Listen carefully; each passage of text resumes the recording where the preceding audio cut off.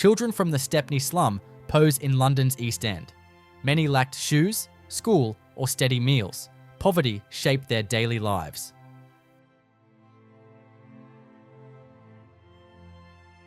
People crowd a fish market in St. Giles.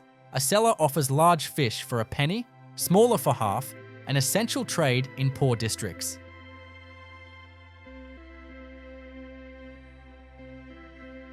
Dust collectors remove ash and soot from homes.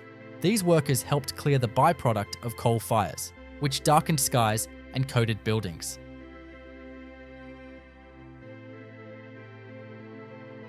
Two adults and a child browse clothes at a second-hand shop in St. Giles. Such shops offered affordable options to families with limited means.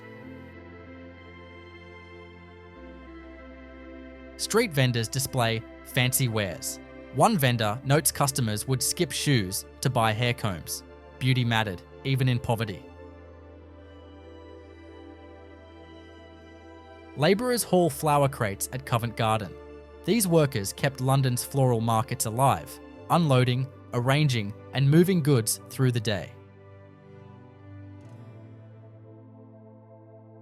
Flower sellers pose near Covent Garden.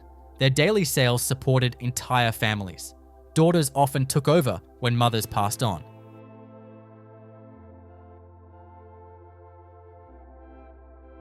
A double-decker omnibus carries passengers through London.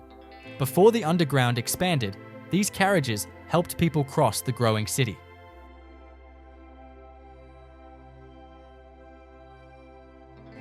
A former clown known as Caney repairs chairs.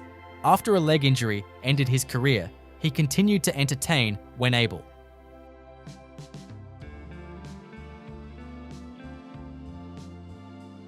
A costermonger travels by donkey cart circa 1883 to 1905.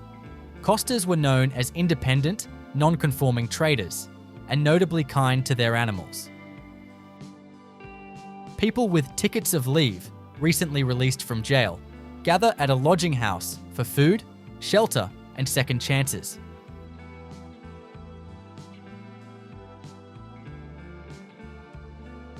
Traffic crowds outside the Bank of England and Royal Exchange, circa 1896. At the time, London was the world's largest and busiest city. Effigies are pulled down the street ahead of Guy Fawkes Night, a tradition that began in politics and shifted towards celebration.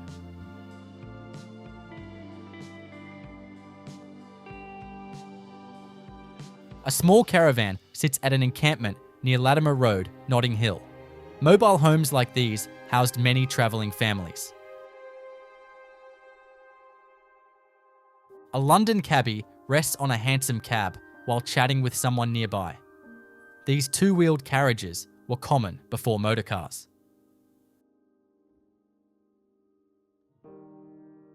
A boardman distributes flyers in the street. Dressed in signs, these workers were paid to advertise events or shops in public spaces. Italian street musicians play in public. Many Italian immigrants settled in London during the 19th century, bringing their cultural traditions to the streets. A young shoeshiner works the street. Street children often took jobs like this, affordable labour without the protection of licenses or unions. A young person waits outside a London pub, hoping for work from coal merchants. Street labour was often informal and competitive.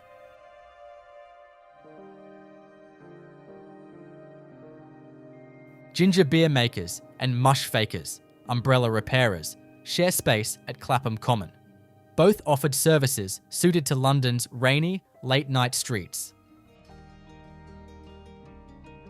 An unhoused person and their child, known as crawlers, moved through London seeking food and shelter. Poverty left little room for stability.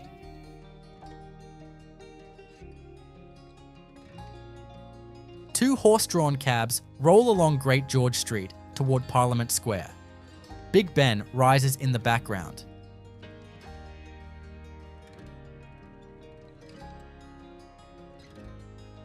A cart moves slowly down Ludgate Hill, London, 1897. Streets bustled with horses, deliveries, and smoke from nearby factories. A slum family stands outside their home after eviction in 1901. All their belongings sit with them on the street.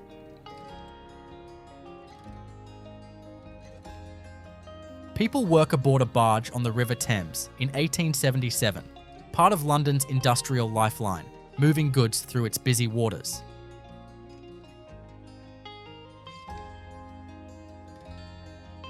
Slum children gather in London, circa 1895. Many lived in poverty, finding play and companionship where they could amid tough city conditions. Inside a St. Pancras workhouse, around 1900, people eat dinner. Workhouses offered food and shelter to the poor in exchange for strict labour. Following a Thames flood in Lambeth, people gather near a rag shop. Water damage left families exposed to illness, hardship, and loss of shelter.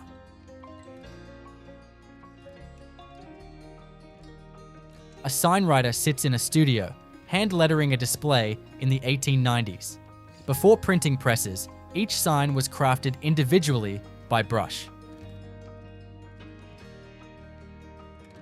A chimney sweep poses with an assistant.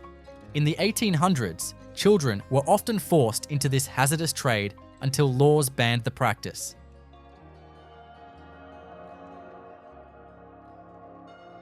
A street photographer captures a family portrait at Clapham Common, a rare luxury and keepsake for many working-class Londoners.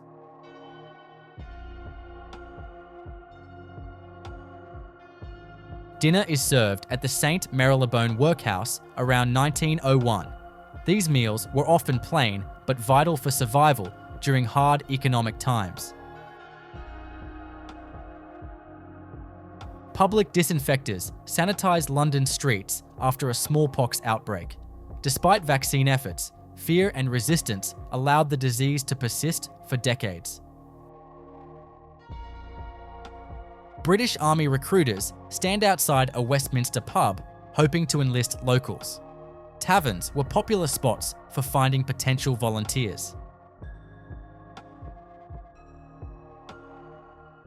People gather around a shellfish stall to buy oysters and whelks, an affordable Victorian street snack, often served with vinegar or pickled vegetables. Three adults and a young boy stand around a shoeshine station, circa 1883 to 1905. Shoeshining was common street work for children seeking income. A costermonger sells fruit from a donkey-pulled cart. These vendors were a fixture of Victorian London's street economy. Two people apply posters by hand. One prepares an ad for Madame Tussauds, a leading attraction then and now. A vendor advertises cough-preventing peppermints from a mobile cart. Prevention better than cure reads the handmade sign, an early mix of sales and medicine. A locksmith works from a street stall, crafting and repairing locks. These stalls lined London's corners in the late 19th century. People gather outside a second-hand shop in London, exchanging goods and conversation in one of the city's many informal markets. If you felt something today, curiosity, nostalgia, maybe even a tear, hit that subscribe button.